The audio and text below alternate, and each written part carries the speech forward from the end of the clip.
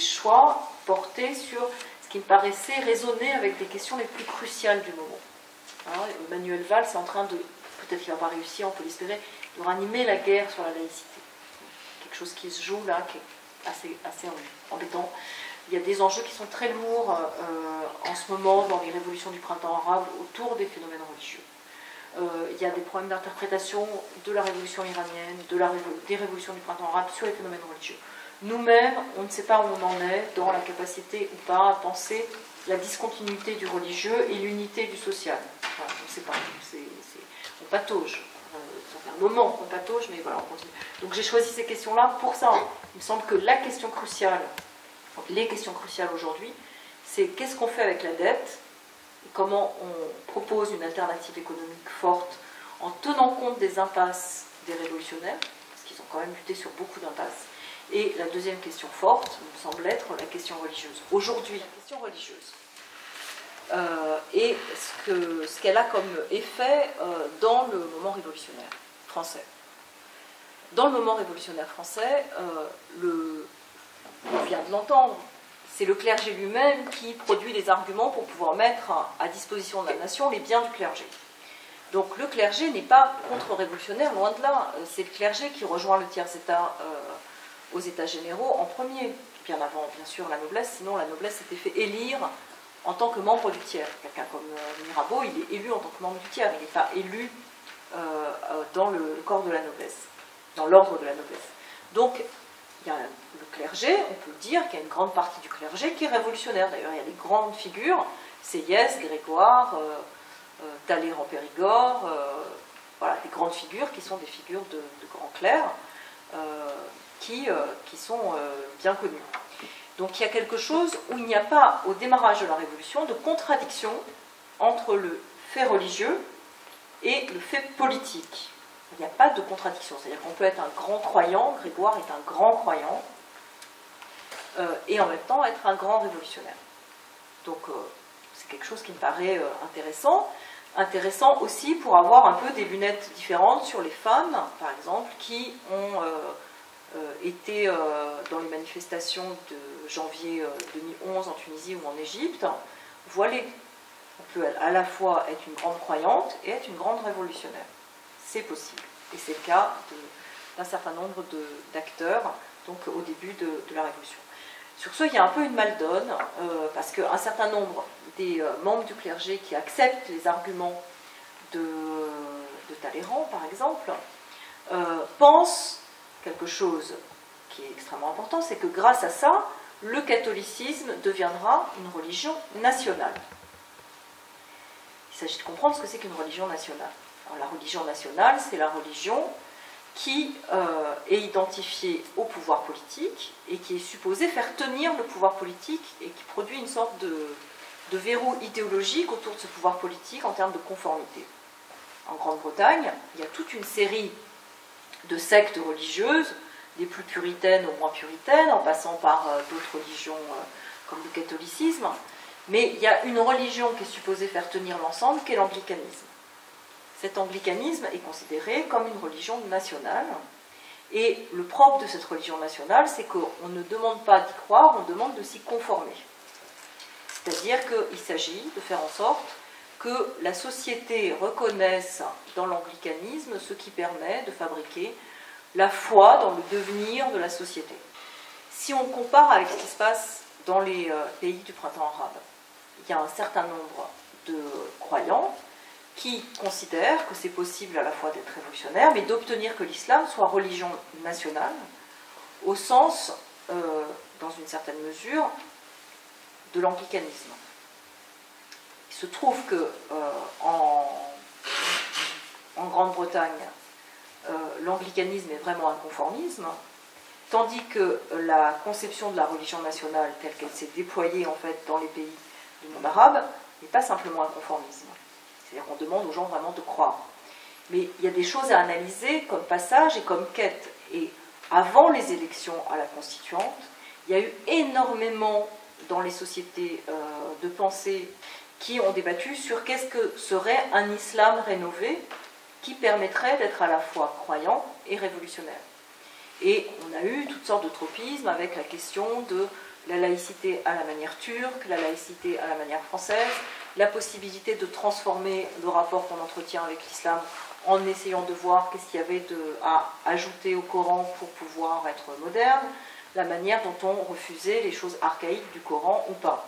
Donc il y a eu des débats qui étaient extrêmement intéressants, mais qui n'ont pas débouché, parce que ça a été en fait écrasé par une conception qui est finalement celle d'Enarda. Si on reprend la question révolutionnaire française, en fait, ce qui est obtenu, et c'est obtenu de manière extrêmement radicale, c'est que le catholicisme ne devient pas la religion nationale. C'est-à-dire que, et là, il y a un certain nombre d'évêques qui sont très mécontents, voilà, qui considèrent qu'ils ont été floués, que s'ils ont donné les biens, c'est parce qu'ils voulaient être religion nationale, et qu'on est en train de les flouer. Mais donc, il y a à nouveau un rapport de force qui s'instaure à l'Assemblée, parce qu'il y a évidemment l'Assemblée constituante, elle a tout le clergé, puisque c'est le second ordre du royaume, même si maintenant les individus sont égaux, tous ces clercs sont là. Et donc le clergé est assez mécontent, et pour la première fois, eh bien, il se désolidarise. C'est-à-dire que ce clergé qui était totalement solidaire au tout début de la Révolution se désolidarise. À part de Mirabeau, il essaye de dire aux catholiques, vous ne serez pas religion nationale, parce que, en fait, notre conception du religieux, c'est plus une conception politique du religieux, c'est une conception déiste et qui concerne l'individu privé. Or, cette conception-là est une conception qui est beaucoup plus proche du protestantisme que du catholicisme. Donc, on est en train de leur dire, vous ne pouvez pas demander que votre religion catholique soit religion nationale, parce que ça serait vous flétrir en leur donnant des arguments qui sont en fait ceux soit du jansénisme, soit du protestantisme. Mais les arguments qui sont donnés affirment qu'il faut peut-être juste être dans une logique de déisme, et que l'échange qui était conséquent était un échange pragmatique. L'Église a donné ses biens, et en échange de quoi? C'est la société qui salarie les prêtres. Et que c'est juste cet échange-là, qui est un échange économique, qui est conséquent. Et mais que ce qui concerne les affaires religieuses, la foi, tout ça, ça ne concerne pas l'ensemble de la société. Et que la Déclaration des droits de l'homme et du citoyen a affirmé que toute liberté existait, et même d'opinion, et qu'on inclut dans les opinions la conscience religieuse. Et donc il y a d'emblée une bataille qui se mène sur la place qu'occuperont les religions dans l'espace social révolutionnaire. Et la place qu'on leur accorde d'emblée, c'est une place finalement privée. Voilà, quand on parle d'intimité entre Dieu et les individus, c'est une place privée. Après, elle va pouvoir éventuellement se disséminer dans l'espace public de différentes manières, mais c'est quand même quelque chose où on affirme, du point de vue des principes, une sorte de séparation du politique et du religieux de manière forte. C'est pas sans conséquence, parce que c'est une manière de dire que c'est superposable, c'est-à-dire qu'on n'a pas à choisir entre être révolutionnaire et être croyant. Mais on n'a pas à faire influer les effets de sa croyance sur sa position politique. À un moment donné, le pape explique que ça ne va pas du tout et qu'il est absolument contre ce qui est en train de se faire, et ce qu'on appelle la constitution civile du clergé, c'est-à-dire que les prêtres soient salariés par la société française en échange des biens du clergé et en échange d'une certaine conception où le catholicisme n'est pas une religion nationale. Donc il dit non, c'est affreux, c'est abominable. Et donc il y a un certain nombre de gens qui ne savent plus quoi penser, parce qu'ils ont le sentiment que s'ils adhèrent aux lois révolutionnaires, ils n'adhèrent plus aux règles du catholicisme, avec toujours cette extraterritorialité du catholicisme avec le Vatican, avec le pape. Et donc il y a quelque chose là qui vient troubler, mais troubler d'une manière forte. Et forte parce qu'il va y avoir toutes sortes de prêtres qui vont devenir des prêtres réfractaires et qui vont tenir un discours, pas simplement neutre, mais contre-révolutionnaire. Et donc ce qui se passe autour du phénomène religieux dans la période révolutionnaire, c'est d'un côté la volonté de pouvoir avoir toutes sortes de religions, liberté de conscience, liberté d'opinion, et de l'autre côté, en fait, une guerre civile qui s'allume par le fait religieux. On donne plein d'exemples de cette tension terrible qui amène des familles à se déchirer, qui amène des individus à se suicider, qu'il faut arrêter ça, que effectivement ça prépare des choses terribles, la guerre civile, etc. Et cette guerre civile, elle a lieu. La Vendée, c'est de cet ordre-là. C'est une guerre civile avec des fondements religieux très importants. Donc cette guerre civile a lieu dans certains endroits, et il s'agit de la contrer, il s'agit de faire en sorte qu'un apaisement arrive sur les phénomènes religieux. Cet apaisement, il ne vient pas simplement de l'Assemblée nationale ou de la Convention, il est un apaisement qui est ressenti comme nécessaire par l'ensemble de la société, je dirais, dès le début de la Révolution française, sous forme de ce que Rousseau appellerait une religion civile. Qu'est-ce que c'est cette religion civile? C'est une religion qui repose sur l'édification d'autels de la patrie. Sur l'autel de la patrie, on va graver la Déclaration des droits de l'homme et du citoyen. On va faire des fêtes autour de ça. On va présenter ces enfants nouveau-nés et faire des baptêmes civiques avant que ça existe en 1793. On va le faire dès 1789 autour de l'autel de la patrie. On va considérer qu'il y a quelque chose de sacré à porter une cocarde tricolore. Et quand la cocarde tricolore est piétinée par le régiment de Flandre et qui porte à la place la cocarde de la Reine Noire, c'est un sacrilège, c'est pas simplement un petit épiphénomène. Et donc ça veut dire que la cocarde avait été sacralisée. C'est tous ces éléments-là, plus les serments fédératifs, toutes sortes de choses qui produisent une nouvelle symbolique, qui en fait est une symbolique à portée sacrale, et qui produit de la religion civile. Plus il y a de conflictualité politique, plus le débat politique et les rapports de force dont j'ai parlé sont intenses, et plus il y a besoin d'apaisement, dans une certaine mesure, par de la ritualité civique. Des manifestations civiques autour de l'autel de la patrie, des fêtes, des moments qui permettent d'affirmer la puissance de la paix, même dans une période de grande conflictualité. Et c'est à ça que sert la religion civile. La religion civile, elle sert à faire tenir, à produire du lien quand une société est éminemment politisée et qu'elle a beaucoup de conflictualité. Mais elle ne peut pas être imposée de l'extérieur. C'est la société elle-même qui produit ces processus d'apaisement, ces rituels d'apaisement. Planter des arbres de la liberté, de 1789 à 1795, c'est produire, par exemple, ces rituels d'apaisement. Voilà, on ne plante pas un arbre de la liberté sans évoquer la violence et sans évoquer que sous cet arbre, eh bien, on aura une ombre bienfaisante qui permettra aux générations futures de bénéficier de la paix qu'on est en train de fabriquer. Enfin bon, il y a tout un... Bon, des choses qui sont désuètes pour nous, bien sûr, hein, si on prend direct. Mais ce qui est intéressant, c'est que voilà, on a des pratiques rituelles qui s'inventent pour créer un apaisement face à une conflictualité politique intense. Parce que ça vient de la société. Bon, nous, on n'a absolument rien de tel, et je pense qu'en fait, on en a un peu besoin, mais on n'a rien de tel parce qu'on n'est pas non plus très politisé, et la conflictualité politique ne s'exprimant pas, la nécessité subjective de créer des rituels d'apaisement ne vient pas non plus. Et pour autant, la violence est attisée par d'autres moyens, et donc on est face à une situation tendue, que ce soit d'ailleurs ici ou là-bas. Ce que peuvent faire disons, le personnel politique et les assemblées, voilà, face à cette religion civile. Ils ne peuvent pas faire grand-chose qui soit efficace s'il n'y a pas de croyance latente dans l'ensemble de la société. Pour pouvoir comprendre ce que c'est qu'un autel de la patrie, il faut comprendre ce que c'est que la patrie. Voilà. Qu'est-ce que c'est que la patrie pour les révolutionnaires? C'est pas si simple que ça, la patrie. Or, on a quelques définitions. Bon, que dit Saint-Just? Il dit, là où il n'y a pas de loi, il n'y a pas de patrie. Bon, ça c'est une première définition intéressante, ça veut dire que la patrie est le lieu où il y a des lois, autrement dit, où il n'y a pas d'arbitraire, où il y a un peu de justice. Et donc, la loi entend non pas qu'elle est contraignante, mais entend qu'elle protège. Et donc, on a un amour des lois justes. Si les lois sont injustes, on ne considère pas qu'il y a une patrie. Et donc, quand, par exemple, je reprends mon affaire de libéraux tout à l'heure, quand il y a un militant comme Varlet qui dit quel privilège que d'avoir le droit de manger, et les autres sont donc exclus de l'espace commun, puisque eux n'ont pas ce privilège, alors, eh bien, on ne peut plus être patriote. Parce que si les lois sont injustes, alors on ne peut pas adhérer à ces lois. Donc là où il y a une patrie, c'est là où il y a des lois et justes. Et du coup, où il y a la possibilité d'aimer les lois justes et d'être dans l'amour des lois.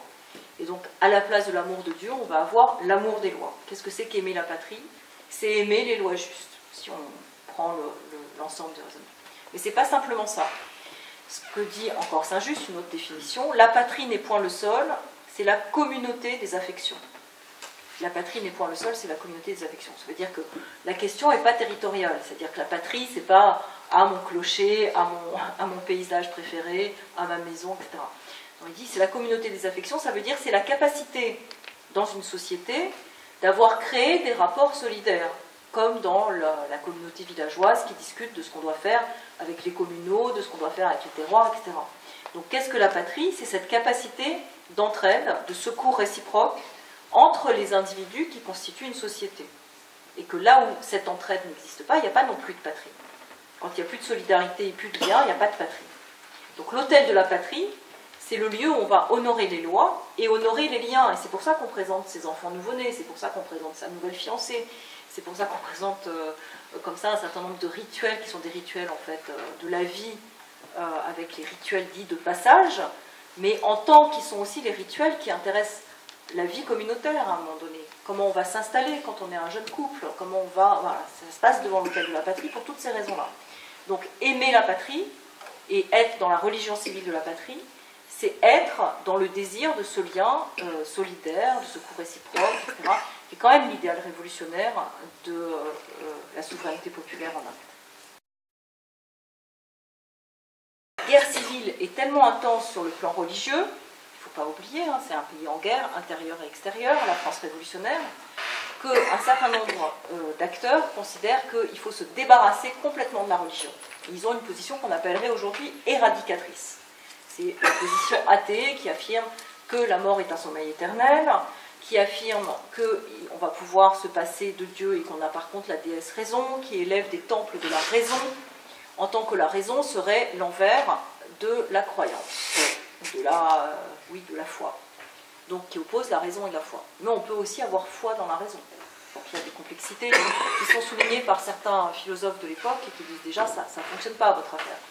Mais surtout cette éradication accentue la violence de guerre civile entre ceux qui croient et ceux qui ne croient pas.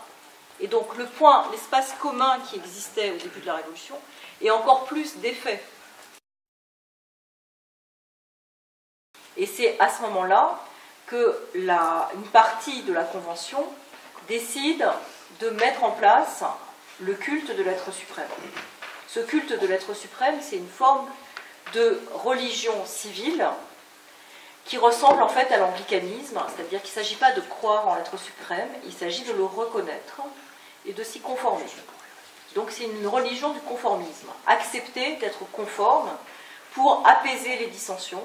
Et dans le même décret, on va avoir la reconnaissance de l'être suprême, la reconnaissance de l'idée de l'âme, l'immortalité de l'âme, mais on va aussi avoir la liberté totale des cultes.